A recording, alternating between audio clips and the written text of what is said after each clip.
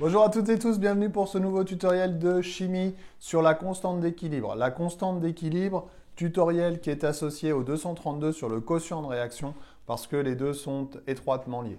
Alors, qu'est-ce que c'est que la constante d'équilibre? Eh bien, la constante d'équilibre, équilibre chimique, cette constante d'équilibre, c'est la valeur du quotient de réaction quand le système a atteint son état d'équilibre. Donc le système chimique, il va évoluer au cours du temps. On va partir d'un état initial vers un état final. Et quand on a atteint cet état final, quand on a atteint cet état d'équilibre, cet équilibre dynamique, eh bien, on va pouvoir dire que ce quotient de réaction est égal à une valeur. Et cette valeur, c'est celle de la constante d'équilibre. Bien sûr, il existe autant d'équilibres que de types de transformations chimiques. Donc j'en ai cité trois ici. Le Ka, c'est-à-dire la constante d'équilibre acido-basique, c'est la constante d'acidité. Le Ke, qu'on appelle aussi le produit ionique de l'eau, et puis le Ks, qui est la constante de solubilité propre à chaque espèce chimique. Donc, à chaque équilibre et à chaque transformation chimique, on va avoir une constante d'équilibre qui est référencée, qui est tabulée, qui est donnée dans la littérature.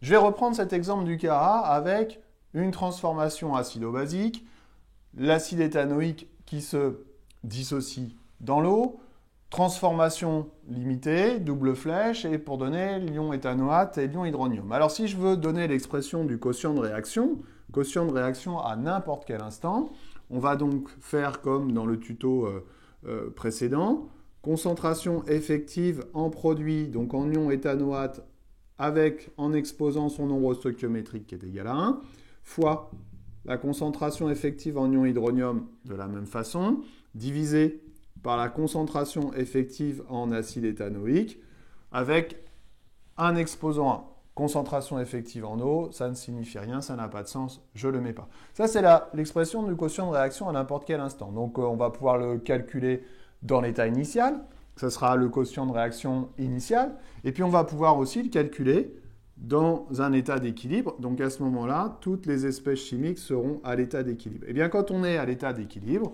on a dit que ce quotient de réaction était égal à la constante d'acidité. La constante d'acidité pour ce couple acido-basique, c'est 10 puissance moins 4,75. 10 puissance moins 4,75, c'est une valeur qui est assez faible, ce qui traduit en fait que justement on a une transformation limitée. Alors, justement, comment savoir si notre système chimique là, il continue d'évoluer vers la formation des produits, ou bien quand est-ce qu'éventuellement il va dans l'autre sens, ou bien quand est-ce qu'il est à l'équilibre. Il suffit de comparer le quotient de réaction que l'on calcule à divers instants avec la constante d'équilibre. Donc, plusieurs cas, si le quotient de réaction est inférieur à la constante d'équilibre que l'on regarde, ici éventuellement la constante d'acidité, eh bien, tant que le quotient de réaction que je calcule est inférieur à cette constante d'acidité, à cette constante d'équilibre, le système va continuer de se déplacer dans le sens de formation des produits. Donc, le système va évoluer dans ce sens-là, qu'on peut appeler aussi sens direct. Et puis, si QR est supérieur à une constante d'équilibre, ça veut dire que le système va évoluer dans le sens inverse, dans le sens indirect. Enfin, si le quotient de réaction est égal à la constante d'équilibre, eh bien c'est que nous sommes justement arrivés dans cet état d'équilibre et le système chimique n'évolue plus. Voilà, j'espère que j'ai été clair. Je vous dis à bientôt pour de nouveaux tutos. Bye bye.